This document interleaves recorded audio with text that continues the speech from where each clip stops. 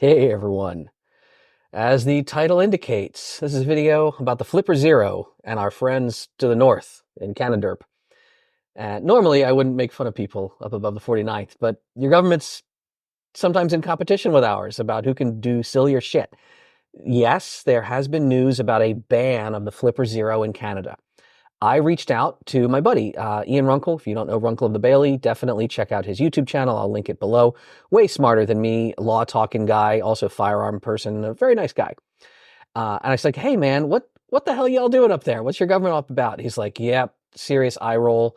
He's like, you know what it's like to have governments do dumb things about shit they don't understand. And I said, is this going to happen? Is Canada going to ban the flipper? He's like, well, let's be clear. What they're talking about is an import ban. They're not talking about making it a criminal case to like have one, to possess one, not yet anyway. So he's like, our government's definitely dumb enough to do it. So let's be clear, this could happen. But what you're left then with is like the Canada Border Services Agency trying to enforce essentially a civil ban on like, well, you can't import these. I said, would it affect civilians? Like, is this, just big companies, businesses can't send shipments? Or what if I come with one of my luggage? He's like, no, it would affect everyone. And the way his suspicion, and again, he's just making his best guesses here. He suspects what would happen is that Canadian government would kind of reclassify the flipper as some existing category of banned item, even if it makes no sense, because that's how governments do things. They say, hey, we already have this framework. This is already under the law. Let's just shoehorn that in. So we'll have to see. We'll see what'll happen. And as he points out, unless something literally says FlipperZero on it, it's not like Border Force people know what to look for.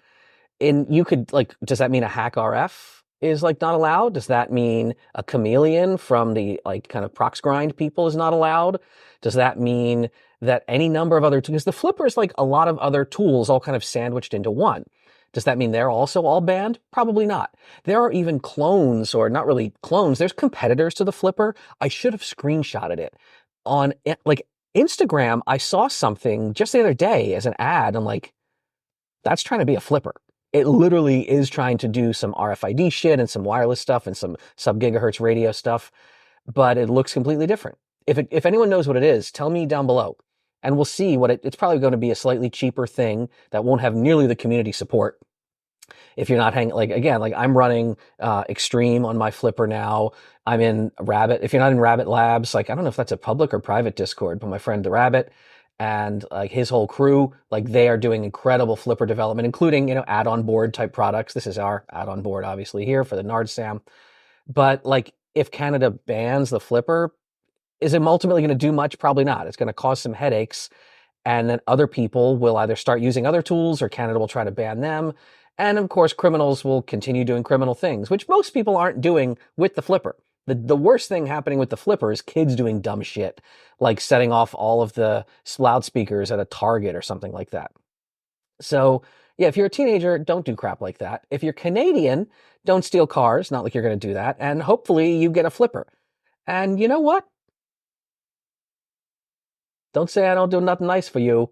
The giveaway this week, I'm going to check with the crew at RTA, but we've got a bajillion flippers. They're in the Hackomat, vending machine in the RTA lobby. We use them in class. We run a flipper class at RTA. So we have like literally a Pelican case with 25 of them just spread out in the room.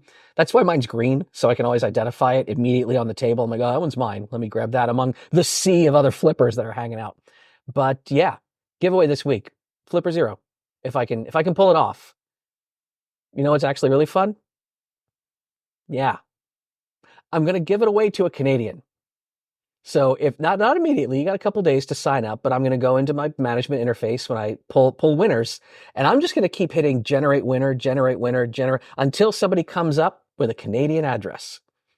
And that's who's getting a FlipperZero if I can do that. I really want to do that.